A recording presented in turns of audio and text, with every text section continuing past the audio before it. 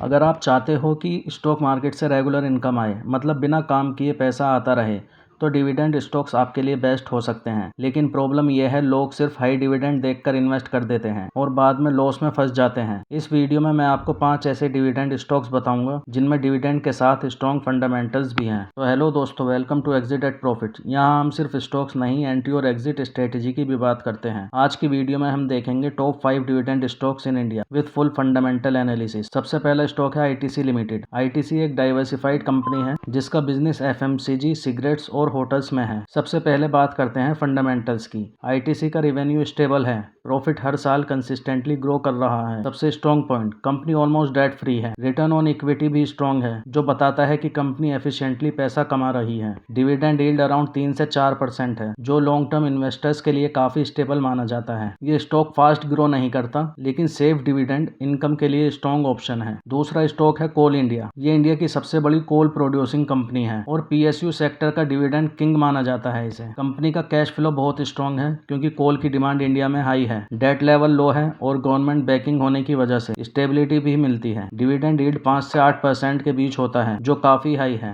लेकिन एक रिस्क भी है। ये कमोडिटी बेस्ड बिजनेस है, तो प्राइसेस के ऊपर डिपेंड करता है। हाई डिविडेंड के लिए ये बेस्ट है, लेकिन लॉन्ग टर्म में थोड़ा रिस्क कंसिडर करना जरूरी है। तीसरा स्टॉक है आरईसी लिमिटेड। ये एक पावर सेक्टर फाइनेंसिंग कंपनी है जो गवर्नमेंट प्रोजेक्ट्स को फंड करती है। आरईसी का प्रॉफिट ग्रोथ स्ट्रॉन्ग है और रिटर्न ऑन इक्विटी भी हाई है। कंपनी का बिजनेस ग्रोइंग सेक्टर में है क्योंकि इंडिया में पावर डिमांड कंटिन्यूसली बढ़ रही है। डिविडेंड यील्ड अराउंड 4 से 5% है। लोन बुक भी स्ट्रॉन्ग है, जो फ्यूचर ग्रोथ का सिग्नल देता है। ये स्टॉक डिविडेंड के साथ ग्रोथ भी देता है, जो एक स्ट्रॉन्ग कॉम्बिनेशन है। चौथा स्टॉक है एनटीपीसी लिमिटेड। ये इंडिया की लार्जेस्ट पावर जनरेशन कंपनी है। एनटीपीसी का बिजनेस स्टेबल है क्योंकि इलेक्ट्रिसिटी डिमांड कांस्टेंट रहती है। कंपनी का रेवेन्यू प्रिडिक्टेबल है और डिविडेंड भी रेगुलर मिलता है। डेट मॉडरेट है, लेकिन पीएसयू कंपनीज में ये नॉर्मल होता है। डिविडेंड यील्ड 3 से 4% के अराउंड है। ये stock long term passive income के लिए बेस्ट है। पांचवा स्टॉक है ओएनजीसी। ये ऑयल एंड गैस सेक्टर की कंपनी है और हाई डिविडेंड के लिए इसे जाना जाता है। ओएनजीसी का प्रॉफिट ऑयल प्राइसेस पर डिपेंड करता है। जब ऑयल प्राइसेस हाई होते हैं, कंपनी का प्रॉफिट भी स्ट्रॉन्ग होता है। कैश फ्लो स्ट्रॉन्ग है और डिविडेंड यील्ड 5 से 6% के अराउंड होता है, लेकिन ये साइक्लिकल बिजनेस है, तो अप्स एंड डाउन्स आते रहते हैं। ये हाई डिविडेंड देता है, लेकिन टाइमिंग और मार्केट साइकिल समझना जरूरी है। अब सबसे इंपॉर्टेंट बात, सिर्फ हाई डिविडेंड देखकर इन्वेस्ट मत करो। अगर कंपनी का बिजनेस वीक है तो डिविडेंड कभी भी बंद हो सकता है। हमेशा फंडामेंटल्स चेक करो, डेट, प्रॉफिट,